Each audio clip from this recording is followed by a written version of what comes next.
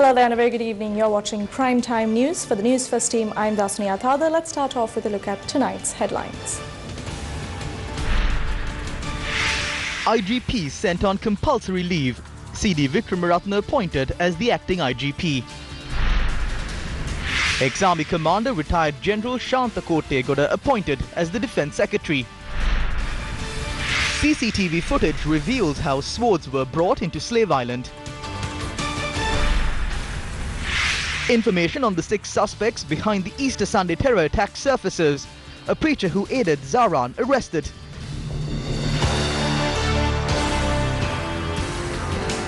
Inspector General of Police Pujit Jayasundara has been sent on compulsory leave. Senior DIG CD Vikramaratne has been appointed as the acting IGP. Police media spokesperson SP Ruwan Gunasekara confirmed that IGP Pujit Jayasundara has received the official letter informing him of this. Senior DIG SD Vikramaratne received his letter of appointment from President Maithripala this morning. Senior DIG Vikramaratne previously served as the DIG in charge of administration of the police department. Meanwhile, views were expressed regarding the IGP at a media briefing convened by the Sri Lanka Freedom Party. You can see the destruction the 19th Amendment has caused to this country. It has cut down the powers of the President so much that the President cannot remove the Inspector General of Police who has made a mistake. We request him to resign before anything else. There are certain things the Minister in charge and the Secretary to the Ministry can do.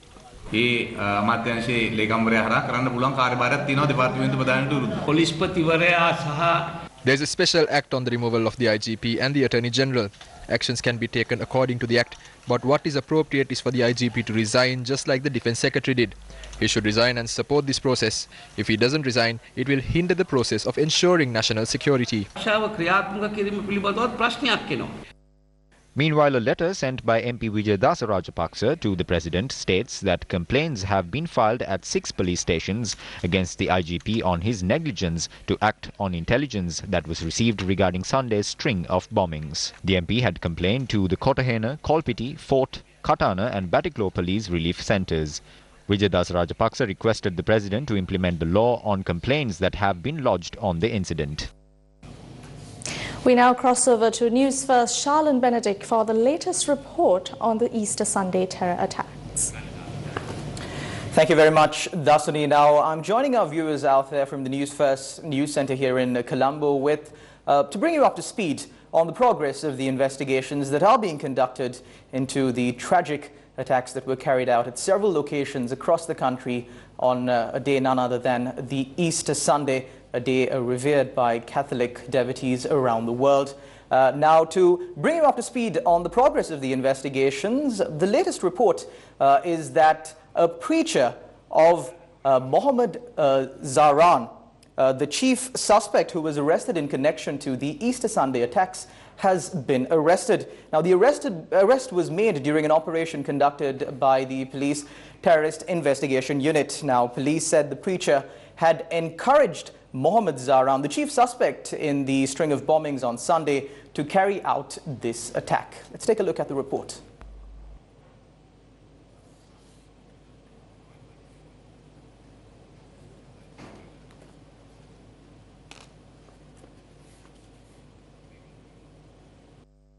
Police assume that Pulastini Rajendran, alias Sara, is suspected to have died in the explosion in Saindamantur.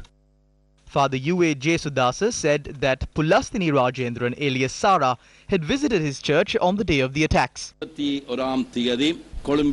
attacks that happened in Colombo and other places could have also happened in Kilinochchi. Yesterday, the names and faces of 5 of the perpetrators were printed on the paper.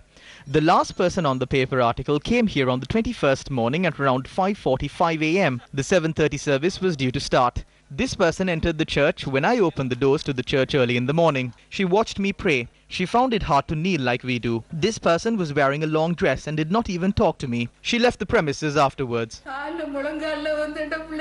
My daughter is unable to sit properly as there is a screw fixed in her knee, and I'm afraid whether it's my daughter.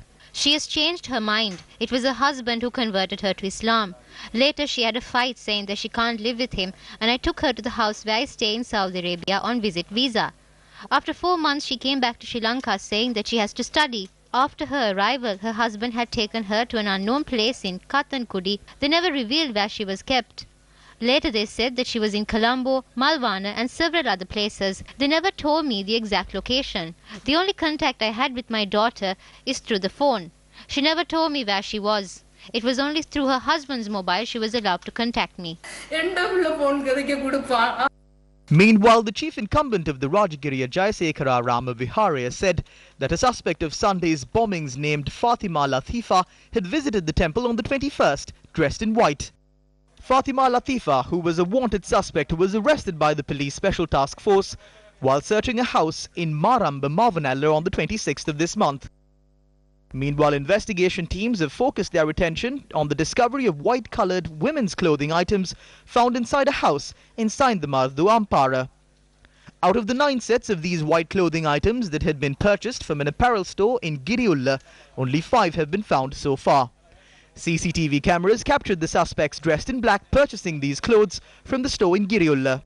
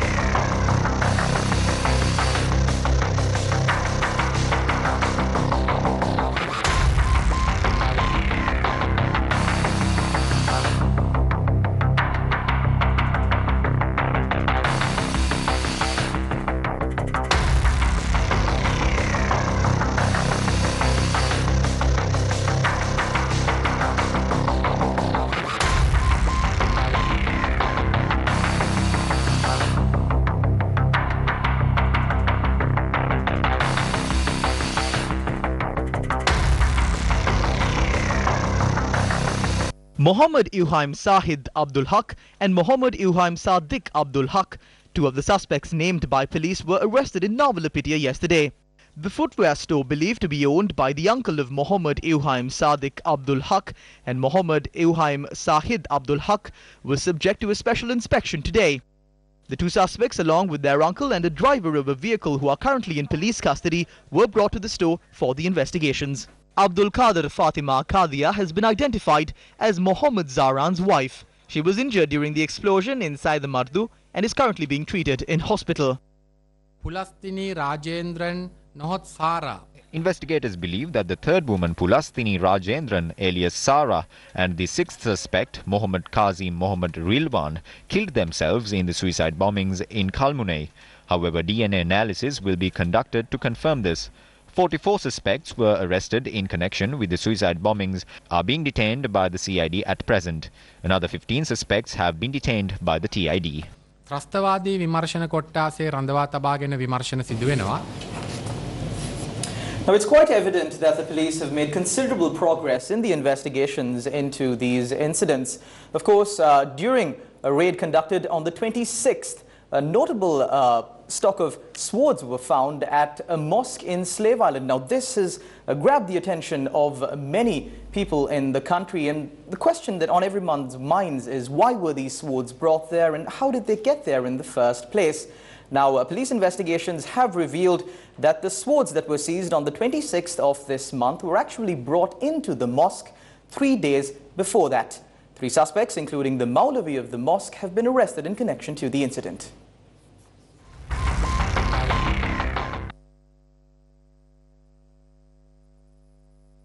"46 swords and a stock of weapons were discovered in the mosque on the 26th of this month. The Maulavi, UNP Colombo Municipal Councillor Nurdin Mohammad Tajuddin, and another individual has been arrested in connection to this discovery. The CMC councillor is currently in the custody of the CID. When Newsfirst inquired about the swords from the Maulavi of the mosque, he said that there was no reason for the swords to be brought to the mosque. This is the footage of the swords being brought to the mosque and the footage of the swords being discovered by the police.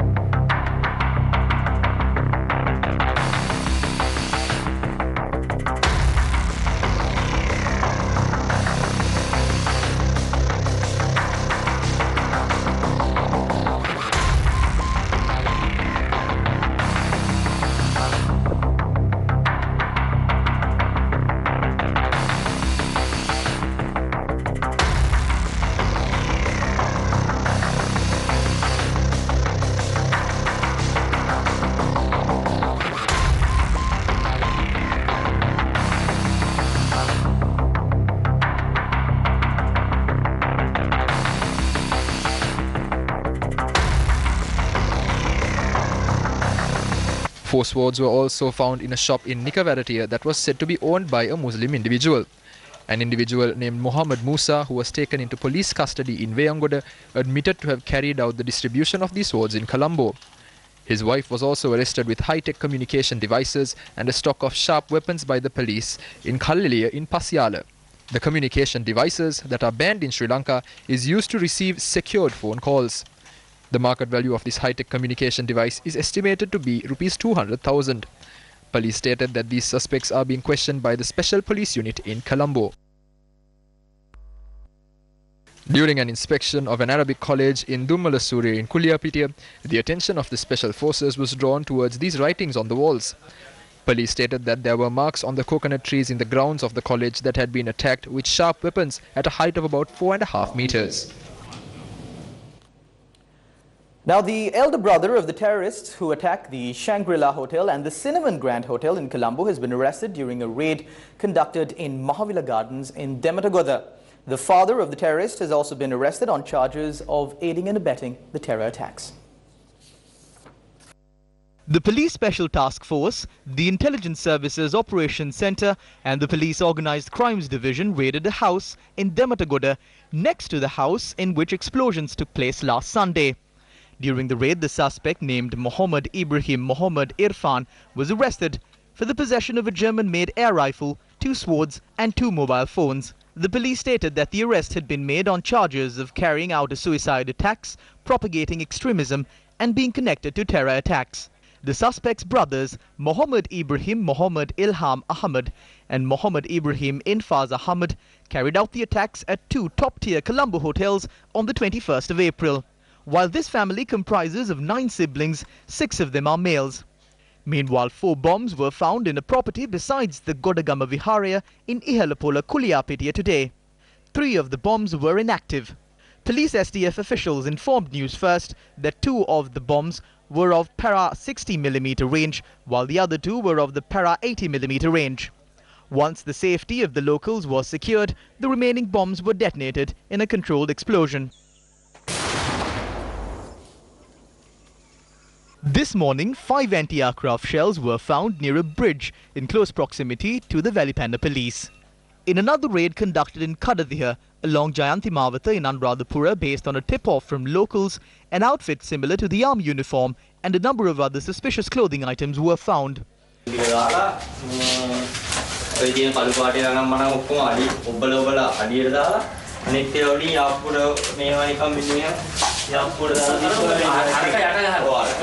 This residence had been taken on rent and the tenant is reported to have fled the locality.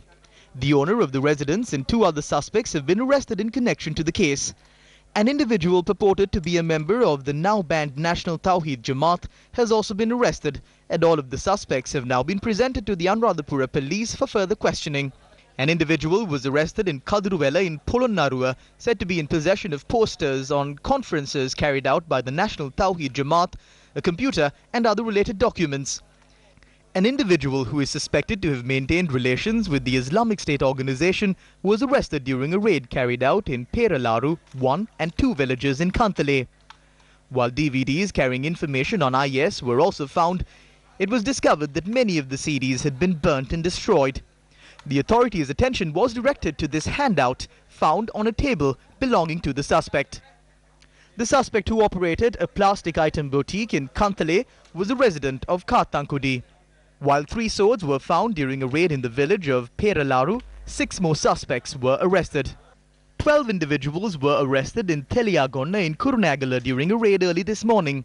The suspects were found to have been in possession of 2 swords, 4 mobile phones and 32 passports. 3 unregistered vans and a motorbike, which did not have a rear number plate, were also taken into custody of the authorities. In another raid carried out in the same area, 4 swords, a barrel of a weapon, 2 small knives, an air rifle and communication devices were found. Among close to 21 fraudulent seals that were found in this raid were also the seals of the officer in charge of the Katugastota police station and the additional secretaries to the Ministry of Foreign Affairs. 600 sets of clothing that were similar to the army uniform were also taken into custody. Meanwhile, 6 T-56 bullets, 3 flares and 6 training shells were found in a canal close to the Kurunegala town by the police special task force. A sharp weapon manufactured abroad was also seized inside a Muslim shop during a raid carried out in Bibila Madagama. During a search operation carried out around the Kaduruwatta Mosque lane in Rajagiriya this morning, 2 more individuals were arrested. They were arrested as they had in their possession a sword and an outfit similar to an army uniform. Following the deadly blast on Sunday that claimed over 250 lives, authorities took steps to impose police curfew at various intervals across the country. However, currently, no police curfew has been imposed across the entire country. But however, police curfew was put in place in Kalmune, Samanture and Chavalakade from 6 this evening. Police media spokesperson SP Ruan Gunasekara stated that the curfew will be imposed in the said areas until 8 a.m. tomorrow. Meanwhile, search operations were conducted in these areas throughout the day today as well. Security forces, including the police and Sri Lanka Army, conducted special search operations in Kalmune, Saindamarthu and other surrounding villages. A locally manufactured firearm abandoned on the road was found during the search operations following a tip-off by locals. Subsequently, security forces seized a sword and several military uniforms while searching a house in the area.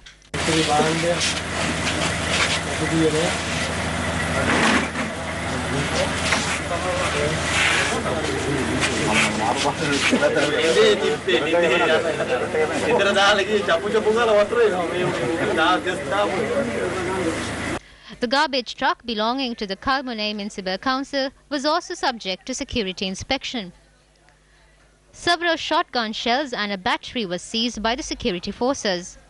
Curfew has been imposed in the area until 8 a.m. tomorrow, and special search operations will be conducted throughout the night.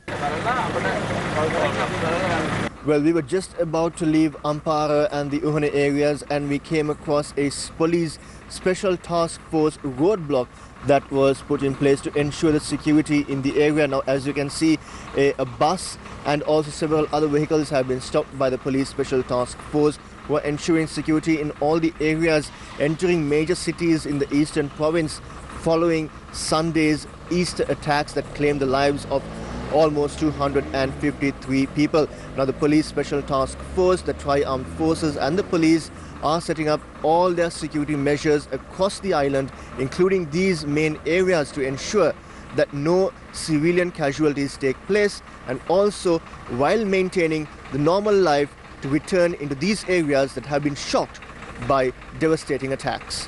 This is Zulfik Farzan reporting for Newsfirst from Uhana, Ampara. Now, gas masks and many chemical substances were found during the search operations that were conducted in Saindamarthu. What was the objective behind those who gathered these items at this location? We contacted an expert in the field of defense analysis, retired Lieutenant Colonel Susantha Senivaratna, for the details.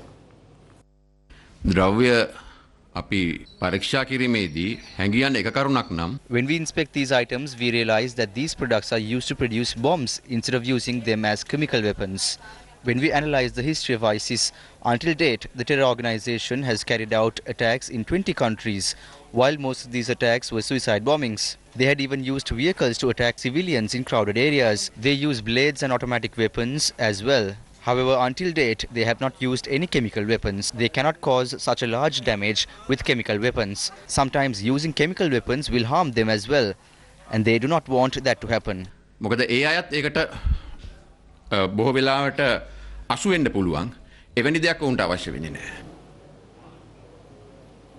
Besides the investigations that are being conducted into this incident, the impact that this incident has left on the general public here in Sri Lanka is massive, to say the least. Now, the Zion Church in Batticaloa was one of the targets of the terrorists who carried out the attacks on Easter Sunday. It claims the lives of hundreds of civilians. The final rites of the victims of the Zion Church blast was observed today.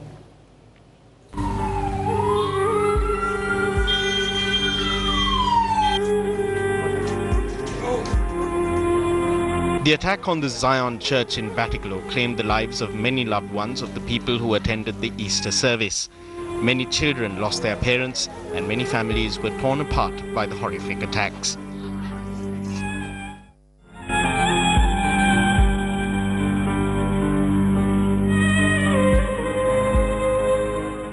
Sebamale Ranjit from a rural village in Batticaloa, who was receiving treatment at the ICU of the Batticaloa General Hospital, passed away yesterday. Ranjit, the father of two, was an assistant engineer attached to the Batticaloa railway station. His wife Verlini also lost her life in the explosion. Ranjit's remains were brought to the family home today.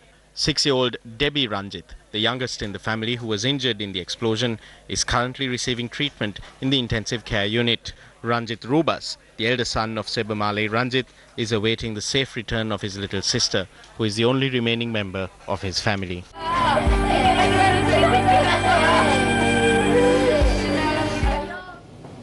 Thank you for that, Charlene. Meanwhile, new appointments were made for the posts of Defence Secretary, Chief Justice, Acting Attorney General and Auditor General today.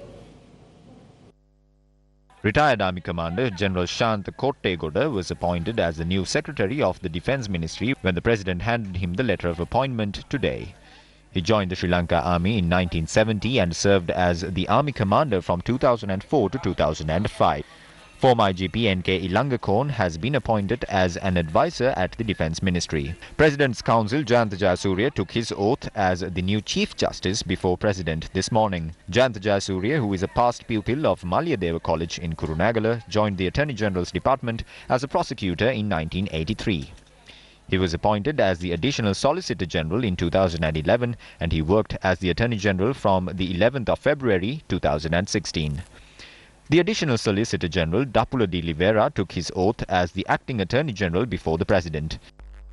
The new Auditor General Chulanta Wickramaratne commenced his duties after taking his oath before the Speaker Karu Jayasuriya. Meanwhile, the U.S. Embassy in Sri Lanka says U.S. experts are already working closely with their Sri Lankan partners on fulfilling short-term specific objective related to the recent attacks.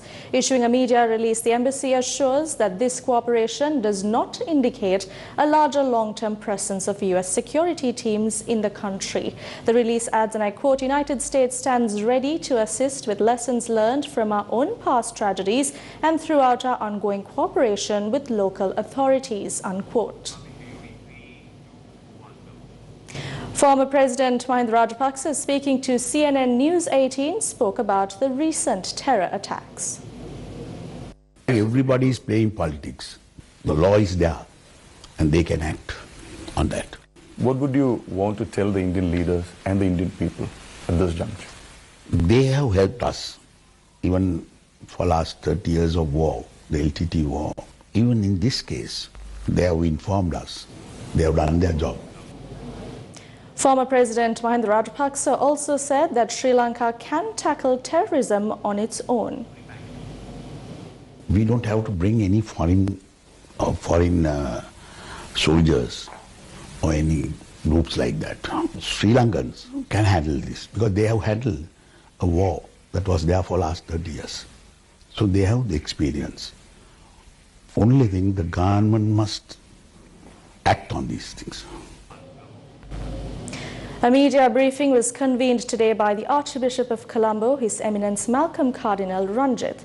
The Mahanayaka of the Kotte Sri Kalyani Samagiri Dhamma Mahasangha Council, Most Venerable Ittapani Dhammalankathera, were also present at this media briefing.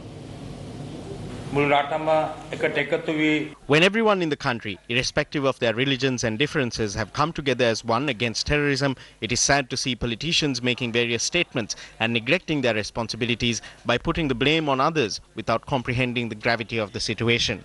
The people are levelling serious allegations regarding ministers and MPs. This cannot be covered up anymore and we must all accept it.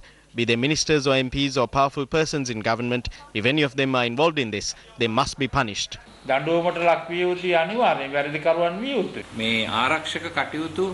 cannot be satisfied with the security steps that have been taken. We do not see them moving towards a goal. It seems that they are adrift. This situation should be dealt with like facing a war. If this is not done, we will have to take to the streets. We will lead the processions to express our protest. Please do not let us take the law into our own hands and enforce the laws swiftly. At the same time, do not politicize national security. National security should be above politics. If it is necessary to resolve this crisis, then all parties must come together to form a single government. We reiterate again and again to our Muslim brethren that we will not let them come to any harm. Vengeance goes against the teachings. I guarantee to our Muslim brethren that not a single devotee of Christ will lay a hand on a Muslim brother. The Archbishop also responded to a question raised by journalists regarding the discovery of weapons at several places of worship. If there are weapons in mosques, come and inspect our churches too. If there are weapons in any of the churches, seize those as well. If we have weapons in the place where we worship God, then I believe that we have not truly understood our God. We condemn the possession of weapons in places of worship. Journalists also questioned the Archbishop on statements made by politicians to the effect that the current legal framework in the country is insufficient to address this situation. There is a Prevention of Terrorism Act in this country. If this law is insufficient, then the necessary amendments must be made. I propose to the Prime Minister that steps be taken to amend the existing law rather than introduce a new law. Maldivian Commissioner of Police Mohammed Hamid has said that Maldives Police Service is ready to provide any assistance to Sri Lanka following the terror attacks. He made this statement after signing the Book of Condolence at the Sri Lankan Embassy on Sunday. President Maithripala says that it is the government's duty to restore the performance of the tourism industry as well as other businesses that were negatively impacted by the Easter Sunday serial bombings. The president made this statement during a meeting with leading and prominent businessmen in the country. President Maithripala Sirisena stated that a sub-cabinet committee will be appointed tomorrow to look into the future measures that must be initiated to develop and restore the tourism industry in Sri Lanka. President's media division stated that the provision of relief financial facilities for the development of the tourism industry will be discussed during the cabinet meeting tomorrow. The president also recognized the contribution of the tourism industry to strengthen the economy of Sri Lanka. The president also expressed his regret to the business community for the inconveniences they faced due to the Easter Sunday serial bombings. I must thank you, and I am very proud today that your speech has given a very, very firm message that you are able to handle this situation. This is what the world wants, that we can finish this problem within a short time. Already you have always attained at least 60% success. The balance 40%, I am sure within the next 1 week or 10 days, you should be able to eliminate.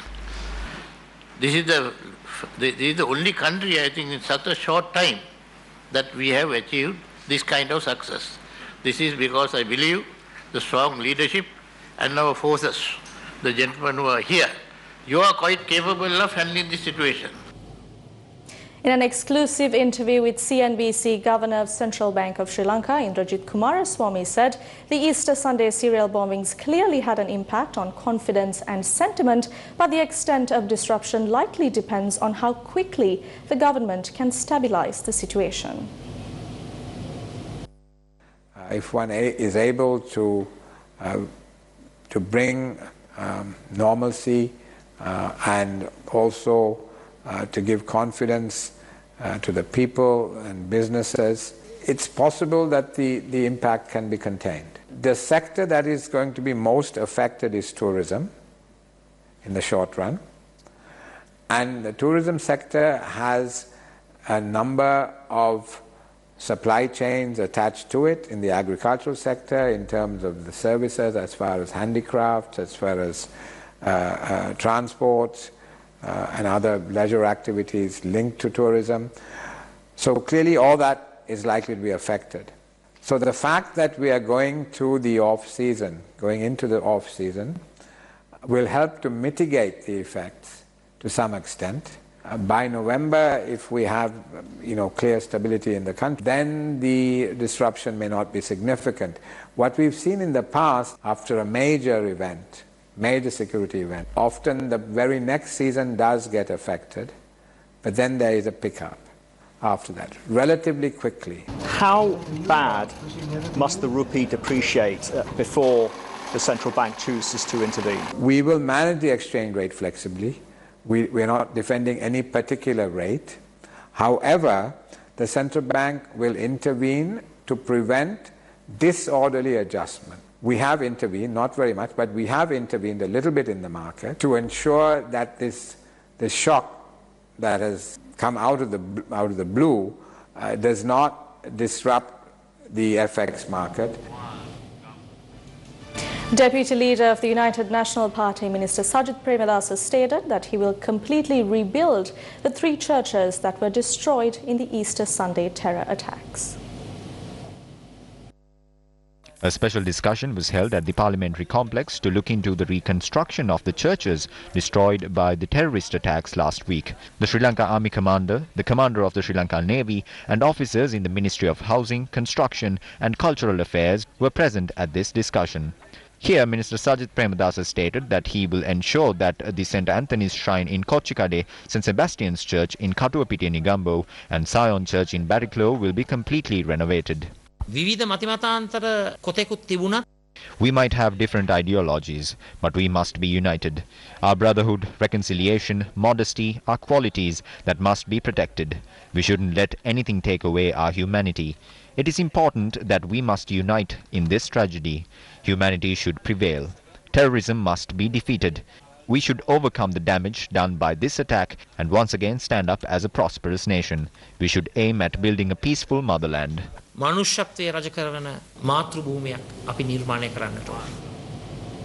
Met Department warned that the current cyclonic condition in the country may worsen in the coming days. Newsfirst Azra Asan filed this report.